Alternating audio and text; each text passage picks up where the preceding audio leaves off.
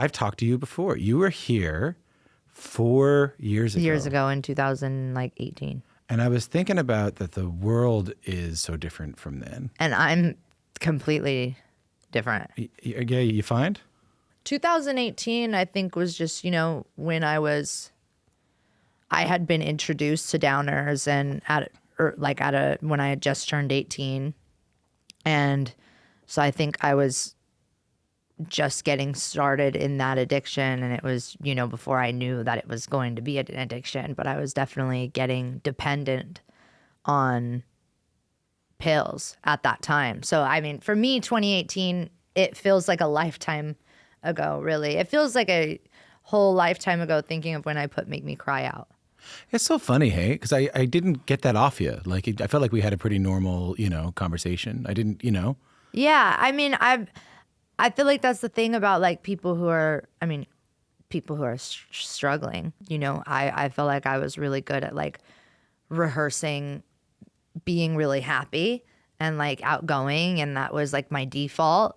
The following years definitely got harder, but that was like the beginning of what was a pretty tough couple years. I think I understand. You were able to like, even though you were struggling, you were able to like do an impression. Yeah, of someone who's doing all right. Yeah, of someone who's doing all right. I felt like I had kind of, in like 2018, 19, good cry tour times. I look back at interviews like, and it's like just in my eyes, it may be something that other people may not notice, but like when I look at my eyes, there's like a light that's not in them, in a lot of older pictures or videos. And it makes me looking back at it like pretty sad. I was going to say, I mean, that can't feel good to look back and see yourself like that. No, but it's also like I'm very proud of myself from get myself out of that. Yeah. Because I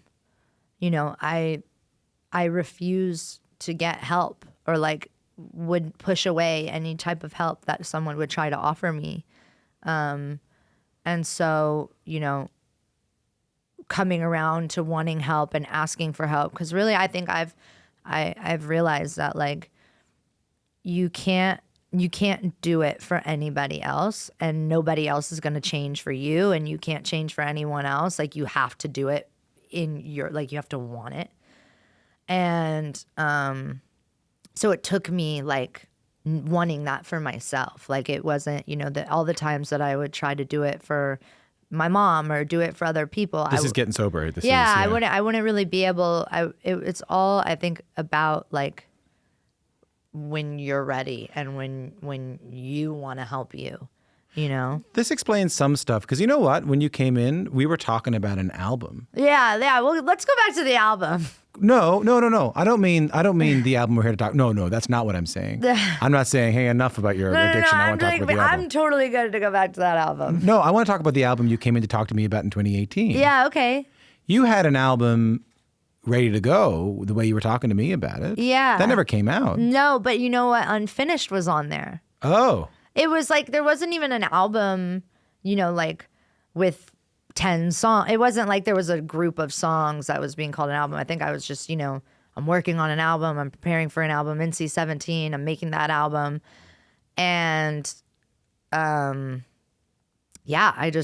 think there were a lot of internal things that also within like team and stuff like that like just I needed to like work out. And that took a couple years, but like, I'm very happy with how everything worked out internally with like team and timing of the album. I'm actually very happy I didn't put my album out. Okay, so what I was thinking was like you had a record ready to go, and then maybe you were in a bit of a hard place and you were like, oh, I don't want to put that out. No, there were just a lot of songs. I had the material to make an album, and we would talk about that album and we would discuss putting out the album.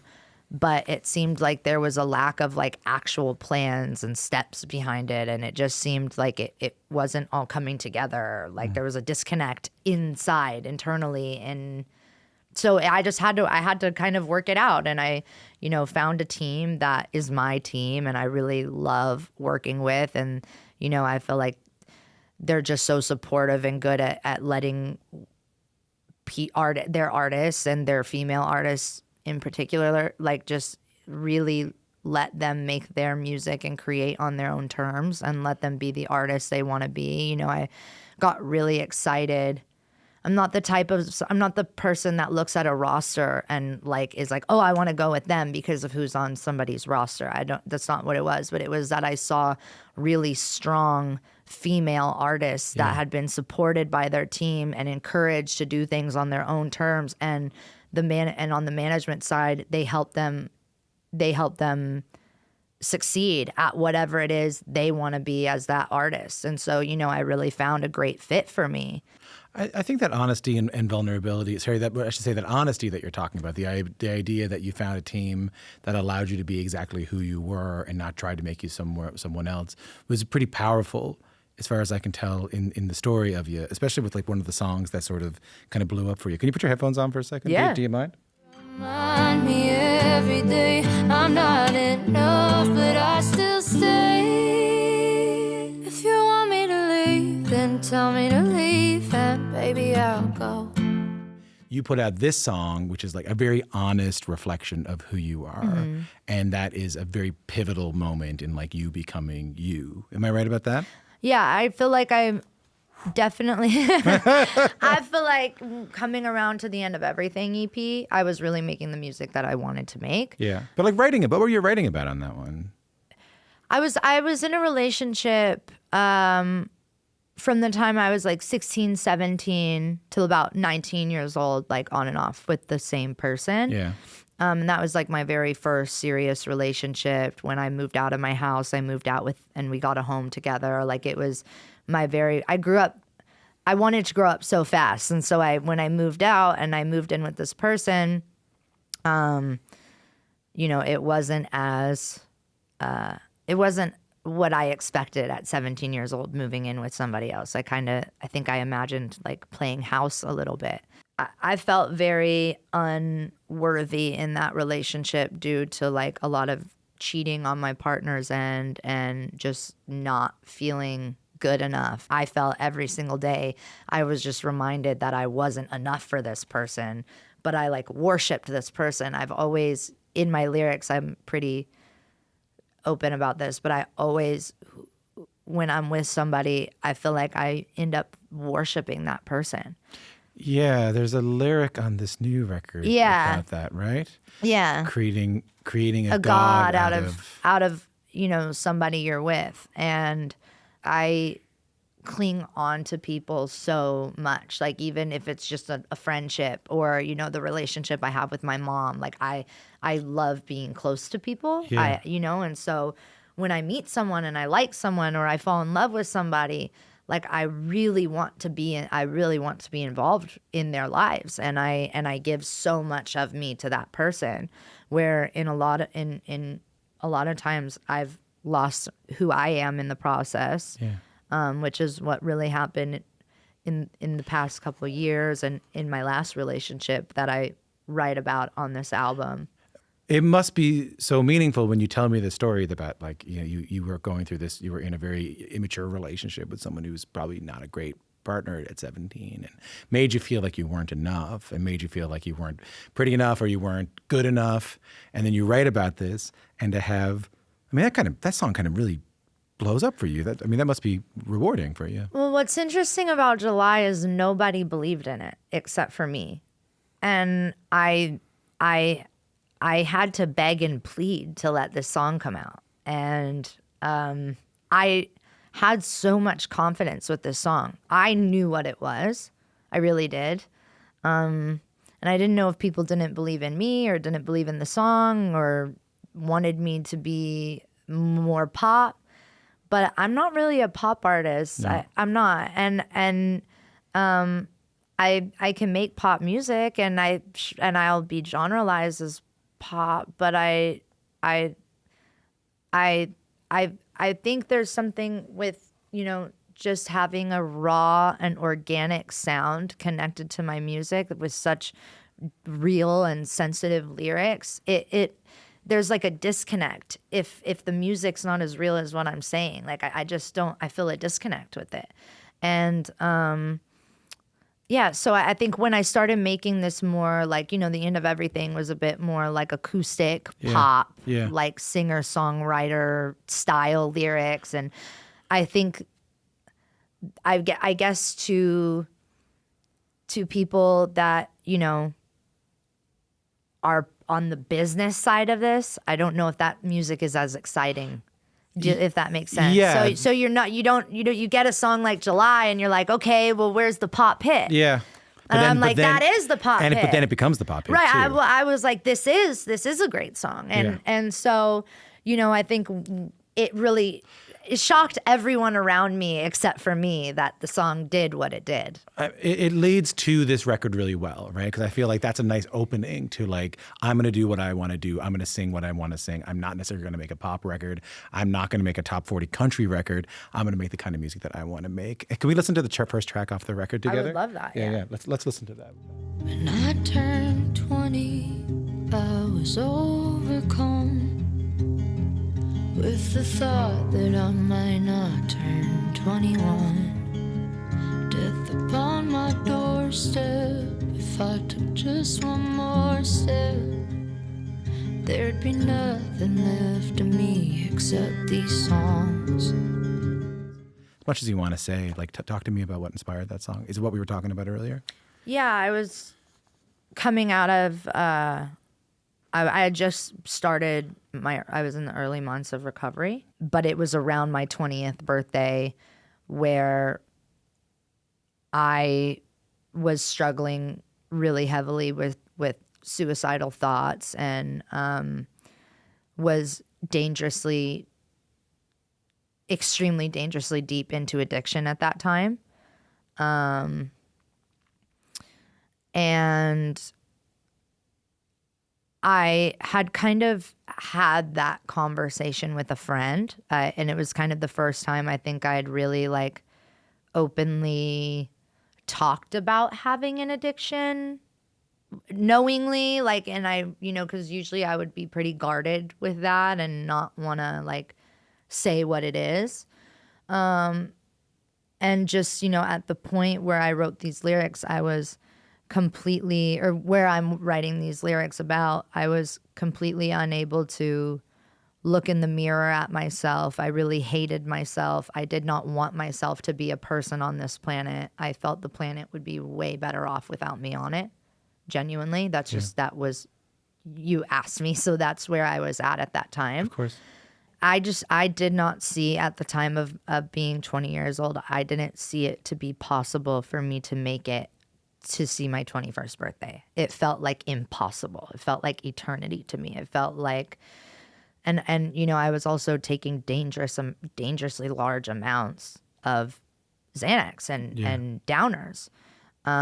So that's also, death upon my doorstep. If I took just one more step, I think there were a lot of moments that could have been my last, and I wanted them to be. And I think I was going out of my way for them to be. And again, I was just so against getting help on somebody else's terms. It really took being on my terms and me wanting the help and me wanting to better myself. Your dad says something in the song. Is that something he actually said to you? It is, yeah. Stand still. I've had stand still tattooed on my arm since I was 16, but my dad, I was pretty separated from my family during COVID, as a lot of us were, but I also wasn't reaching out as much. I wasn't calling as much because I was very isolated in my world that I had created. And you were sick. Yeah. And I had made a trip out to see him actually in August of 2020. And it was right around the passing of my grandmother. And when I look back now, I was so small. I was so skinny. I looked exactly how I felt at the time. And that's what I mean, where I see those pictures of me and being so unhealthy, it makes me so sad and heartbroken. And also a little embarrassed. That's what I'm dealing with right now, is like almost like embarrassment But You have to see your family. You know what you look like. Yeah, You know yeah. what they're thinking. You're a little embarrassed. Yeah, and so, my dad, he knew I was struggling, and we had a really serious talk. But in that talk, he just reminded me, Noe, when you don't know what to do, you can stand still. And you don't have to do anything right now. You want to stay here, you can stay here. If you want to go home, you can go home. My grandma passed that month of August of 2020. And the following weeks after her passing were extremely brutal. And I was extremely I was so hysterically manic at that time. Just could not pull. There wasn't 1 second I could pull it together. And I know there's like it was very different from grieving process that I've had in the past. I felt like just my emotions were so much higher, and You could tell this wasn't normal grief. it wasn't normal grief. It was more manic behavior because I had a lot in my system at the same time too, So when I was really hysterical, I was so hysterical to the point, I couldn't get myself back, and that took a while. And whenever I came out of that a little bit, I kept getting these signs from my grandma. To me, they were signs from my grandma, and I just kept thinking about her. And Like stuff would come up. Like some people spot dimes and some people. yeah, it's things that I would just notice, things that would happen when I would sing throughout my house, or just little signs that I would be like, that is my like, there's just no way that this just happened and it's not my grandmother. And I just kept having her in my mind, and something told me, out of one night of desperation, I was all alone. I was terrified. I was probably sitting there debating what to do with my life, like if it was worth living in that moment anymore. I don't know how that night could have gone had that not been the night that I called and asked for help. But it did take like a crash and a complete downward spiral for me to kind of wake up a bit.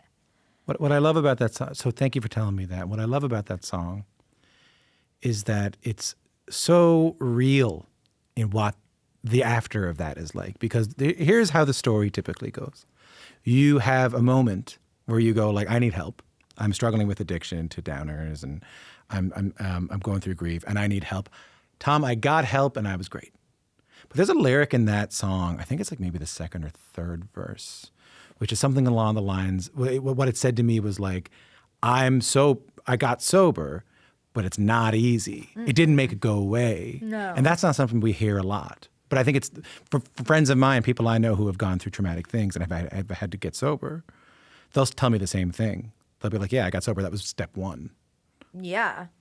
I think I think at the time I wrote those lyrics, I was like, what was I thinking?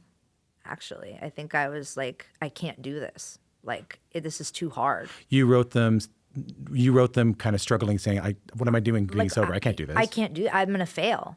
Is how I felt. Like I'll fail. Like this is too hard for me. I couldn't imagine me doing something good, like, or successful. I maybe had the streams, but people didn't like it. It was impossible for me to accept that maybe people may love me in any capacity or love my music, or it was impossible for me to understand. Yeah.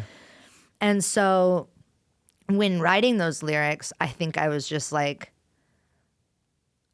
I'm going to let people down and I'm going to fail. This isn't that. And that's just how I felt. And then one day you're not covering it up anymore, and you're acknowledging it, and you're facing it, and you're confronting it, and you're working on it. And that work is really tough. It sucks. It's the hardest thing I've ever done. Yeah. It's not, oh, now I'm better. No, it's not. And I wouldn't even say that now. I would say that it's definitely gotten easier for me, but like every day is a challenge for me. Yeah. You know, this is my very first tour that I've not touched pills or, been on anything, and I'm having such an amazing time. I'm so present. I'm just, when things that are challenging or hard or, that come up where you're used to being able to silence it or minimize, and you're now just dealing. When you used to have a device to numb, to minimize the struggles. Yeah. And you don't have that anymore. You don't have that anymore. You really have to look in your toolbox. And that's where, for me, therapy and psychiatry has been so important to me and saved my life, is because I had to get all these tools to, be able to look things in the eye and tackle it instead of running from it. It sounds like you discovered some other coping mechanisms. Like, there's one of my favorite songs on the record, and I know I don't have you for much longer, but I'm going to keep you a little bit longer anyway. Is the song you wrote for your maternal grandmother? Yes. Loretta's song, and it's written from the perspective, if I'm not mistaken, of your grandmother who passed away. And I think because you were struggling at the time, you couldn't be present with your mom, or you couldn't be present with your grandmother as she was passing. And she had great faith, right? She did. And she, I love this idea that you wrote about that. She never remarried, right? She never, so I'm just going to say for the radio, she's nodding. She never remarried. She never dated. Never. And you were fully convinced that she was fully convinced that she would close her eyes in death and open them to her husband. Yes. To spend eternity with them, Yes. with him. And I heard in that song, and tell me if I'm wrong, your own comfort in that. I mean, the first lyric of the entire goddamn record, Noah, is I'm going to die. And then all of a sudden there's this track something where it's I'm going to live forever. I heard a coping mechanism there too, I heard a piece there too, Yeah. Right? Am I wrong? No, absolutely. I love the way you said that, actually. So that was put really beautifully. I don't think I could have said it better, actually. But there was something about my grandmother's passing that just seemed extremely comfortable and peaceful, and like she wasn't afraid. And so that's something that I kept hearing is, don't be afraid.